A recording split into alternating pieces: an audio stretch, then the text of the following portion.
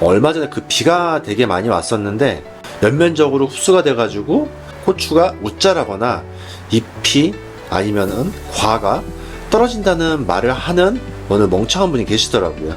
저는 이런 컨설팅을 하고 다니시는 분 계시면은 그냥 농업 쪽을 떠나세요.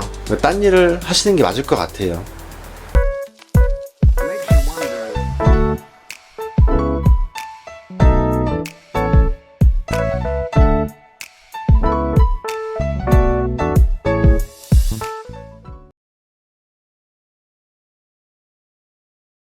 네, 안녕하세요. 하우TV입니다. 이제 오늘은 그 비료에 대해서 이제 설명을 드릴 거고요. 이제 그 중에서 식물이 가장 많이 이용하고 활용도가 높은 질소에 대해서 말씀을 드릴게요.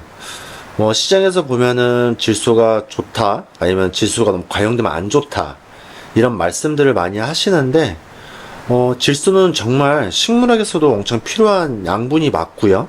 과용되면은 안 되는 사실도 맞습니다. 그거에 대해서 한번 설명을 드릴게요. 이 비료에 대해서 강의를 시작된 계기는 얼마 전에 그 비가 되게 많이 왔었는데 그 공기 중에 질소가 엄청 많이 있거든요. 연면적으로 흡수가 돼가지고 고추가 웃자라거나 잎이 아니면은 과가 떨어진다는 말을 하는 어느 멍청한 분이 계시더라고요. 그래서 이거를 좀 다시 정리할 필요가 있지 않을까 싶어가지고 이렇게 이제 그 비료에 대해서 촬영을 하게 되었습니다. 공기 중에서 많은 분들은 산소의 농도가 가장 높을 거라고 생각을 하는데 그게 아니에요. 오히려 질소의 농도가 가장 높습니다. 그것도 압도적으로 무려 78%입니다. 그럼 질소가 이렇게 많은데 식물이 바로 이용해 먹을 수 있지 않을까? 저는 이런 컨설팅을 하고 다니시는 분 계시면은 그냥 농업 쪽을 떠나세요. 딴 일을 하시는 게 맞을 것 같아요. 공기 중에 있는 질소는 되게 보물이 많은 이제 보물 상자에 있는데 그 열쇠가 없는 거와 똑같습니다. 식물이 바로 이용을 해 먹을 수가 없고요. 그리고 대기 중에 질소는 삼상구조 되어 있습니다. 삼상구조로 되게 안정적으로 서로 이렇게 맞물려 있다 보니까 쉽게 다른 물질에 의해서 반응을 하질 않아요. 이제 그러기 때문에 이제 공기 중에 있는 질소는 식물이 바로 이용해 먹을 수가 없습니다. 앞서 말씀드린 것처럼 이 삼중 결합을 되다 보니까 되게 안정적이고 이 강한 연결고리를 끊기 위해서는 더 많은 에너지가 필요로 해요.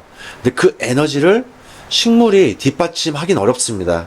그리고 식물 세포에는 요거를 이제 분해할 수 있는, 고정할 수 있는 이 효소나 세포 기능, 기구들이 없어요.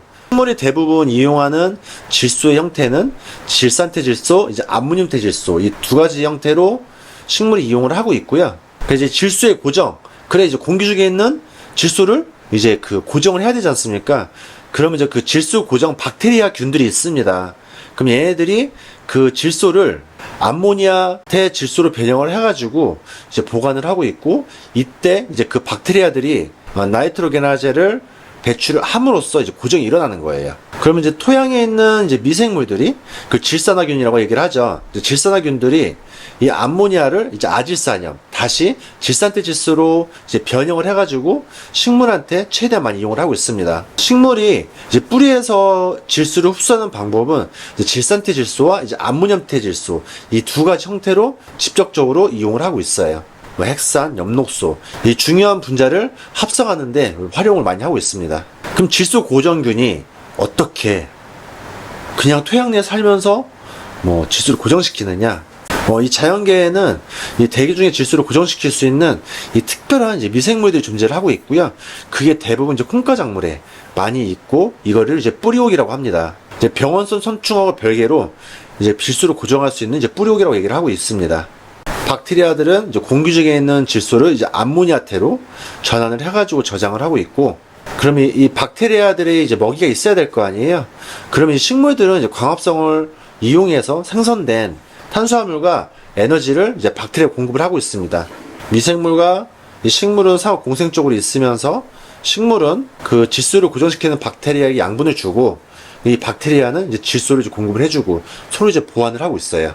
이런 질소만 가지고 농사를 할 수가 있느냐? 매우 부족하죠. 자, 농업의 혁명이 1909년에 이제 일어나는데, 이제 프리츠 하버와 카를 보쉐가 이제 개발한 하버버시 공법으로 인해 가지고 이제 대기 중에 있는 질소를 이제 암모니아한테 질소로 이제 변형할 수 있는 기술 개발을 하다 보니까 이제 질소를 풍부하게 생산할 수 있게 되었습니다. 이제 질소를 그렇게 이제 풍부하게 줄 수 있다 보니까 이 질소 덕분에 세계 인구 부양에 큰 몫을 하고 있어요. 근데 지금은 오히려 그 질소 비례 좀 과다 사용으로 토양의 산성화라든지 뭐 수질오염, 온실가스 배출 문제, 여러 가지 환경 문제가 좀 대두되고 있는 상황입니다. 그럼 이 질소가 과연 식물한테 어떤 도움을 주는지 뭐 다들 아실 거예요. 몰라도 아실 거예요.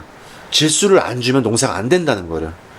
그만큼 질소는 굉장히 중요한 역할을 하고 있고요. 이제 아무래도 질소는 그 아미노산의 주요 구성 성분이다 보니까 단백질에 대한 관여가 되게 높습니다. 그 식물을 볼 때 사람을 이제 똑같이 이제 보고 있는데 사람에게도 단백질이 중요하다면 당연히 식물에게도 단백질이 엄청난 중요한 역할을 한다고 이제 보고 있어요. 그 엽록소 분자의 이제 중요 구성 요소로 이제 작용을 하고 있고요. 이제 광합성을 하게 되면은 핵심 색소로서 잎색을 녹색으로 변하게 해주는데 예를 들어서 질소가 부족하게 되면은 핵심 색소 발현을 못하기 때문에 잎이 노랗게 돼가지고 황화 현상들이 일어나는 원인 중에 하나입니다. 이 질소가 기본적으로 하는 역할들 때문에 이제 뿌리 발대로 관여를 하는 거고요. 이거는 메인 역할이 아니고 이제 서브 역할입니다. 이제 물과 다른 영양소 흡수 능력을 향상시켜가지고 식물이 좀 전반적으로 잘 자랄 수 있게 외부적으로 기여를 해주는 역할을 하고 있어요. 그리고 호르몬에 대한 부분도 관여를 하는데 이제 질소는 식물 성장 호르몬인 옥신 사이토키닌에도 영향을 미칩니다. 식물이 특히 성장하는 과정에 많은 영향을 미치고 있어요. 여기서 보시게 되면은 정말 식물에 좋은 요소가 맞지만서도 질소는 과유불급입니다. 정말 적정량일 때 이렇게 큰 효과가 있는 거지 정말 많이 들어갔을 때는 오히려 작물한테 해가 됩니다. 이렇게 보시게 되면은 질소가 이제 부족할 때 잎이 황화 현상이 일어나고 있고요. 그리고 질소가 너무 과잉되면은 잎이 굉장히 녹색으로 진해집니다. 농가분들은 이 진해진 잎을 굉장히 이제 좋아하시는데 오히려 진해지면은 일단 웃자람이 심하다 보니까 이 도복, 작물이 쓰러지는 것도 좀 심하고요. 이제 과나 열매 맺히는 수도 현저히 줄어들고 상품성도 굉장히 떨어집니다. 그 질소가 세다는 거는 이 조직 자체가 좀 연해진다는 거거든요. 이제 병해충에 대해서 피해도 더 심해지고요. 그리고 앞서 말씀드린 것처럼 질소가 그만큼 중요하다고 말씀을 드렸으니 질소가 부족하면은 절대 안 되겠죠. 적정량의 질소를 식물이 가지고 있어야 농사의 성공길의 우선순위 중에 하나입니다.